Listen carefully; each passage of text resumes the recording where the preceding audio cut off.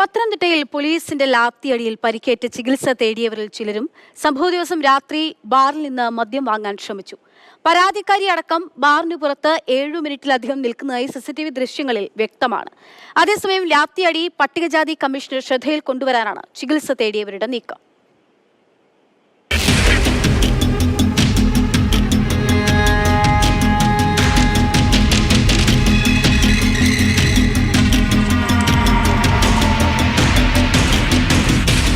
Police അതിക്രമത്തെ ഒരു തരത്തിലും ന്യായീകരിക്കാനാകില്ല.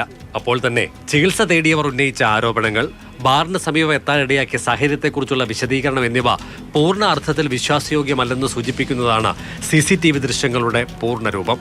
രാത്രി 10:45-നാണ് പരാതിക്കാർ ബാറിന് സമീപം എത്തുന്നത്. ദമ്പതികൾ പുറത്തു നിൽക്കുമ്പോൾ ഒപ്പം വന്ന ബന്ധുക്കളിൽ ചിലർ ബാറിലേക്ക് പോകുന്നുണ്ട്. വാതിലിന് സമീപം ജീവനക്കാരോട് സംസാരിച്ച ശേഷം പുറത്തു വരുന്നതും ദൃശ്യങ്ങളിൽ കാണാം.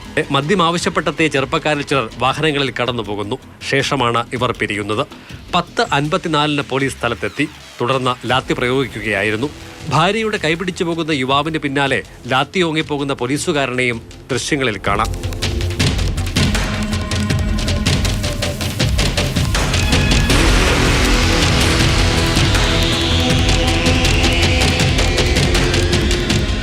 വിവാഹാനന്തര ചടങ്ങിൽ പങ്കെടുത്ത് മടങ്ങവേ വിശ്രമത്തിനായി വാഹനം നിർത്തിയപ്പോൾ പോലീസ് ഓടിച്ചിട്ടടിച്ചു എന്നതാണ് ആരോപണം. ഞങ്ങൾ അവിടെ ഉണ്ടായിരുന്നു ഈ സാധനം ക്ലോസ് ചെയ്ത് പോയി. അപ്പം ഞങ്ങൾ അവിടെ നിൽക്കുന്നു. അവിടെ നിന്ന് കഴിഞ്ഞ് ഞങ്ങൾ അങ്ങോട്ടും മാറി നിന്ന് ഫോട്ടോ എടുക്കുന്നു. ഞങ്ങളെ ശ്രദ്ധിച്ചില്ല. ഞാനും വൈഫും ഇങ്ങോട്ട് മാറി നിങ്ങൾ ഫോട്ടോ എടുത്തുകൊണ്ടിരിക്കുന്നു, കാര്യങ്ങളൊക്കെ ചെയ്തുകൊണ്ടിരിക്കുന്നു. ആ സമയത്താണെങ്കിൽ വണ്ടി വന്ന് ഞങ്ങളെ ആക്രമിച്ചത്. അത് CCTVക്കകത്ത് അവർക്ക് വ്യക്തമായിട്ട് കാണാമല്ലോ. അവർ കണ്ടോട്ടെ, അതിനനുസരിച്ച് നമ്മൾ ചെയ്തോളാം. അതേസമയം SI അടക്കം പ്രതികളായിട്ടുള്ള കേസിൽ അറസ്റ്റ് അടക്കം നടപടികൾ ഉണ്ടാകുമോ എന്നതിൽ പരാതിക്കാർക്ക് സംശയങ്ങളുണ്ട്. സസ്പെൻഷനിലുള്ള SI JU ജിനു മുൻപ് കസ്റ്റഡിയിലെടുത്ത ചിലരെ മർദ്ദിച്ചതായി ആക്ഷേപങ്ങളുണ്ട്.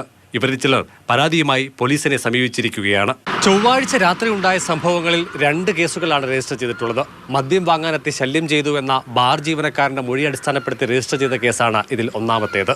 കണ്ടാലറിയാവുന്ന 10 പേർ പ്രതികൾ. ലാത്തിയടിയേറ്റ് ചികിത്സ തേടിയ ചിലരും ഇതിൽ പ്രതികളാകാനുള്ള സാധ്യത തള്ളിക്കളയാനാകില്ല. CK Abhilal, Mathrubhumi news.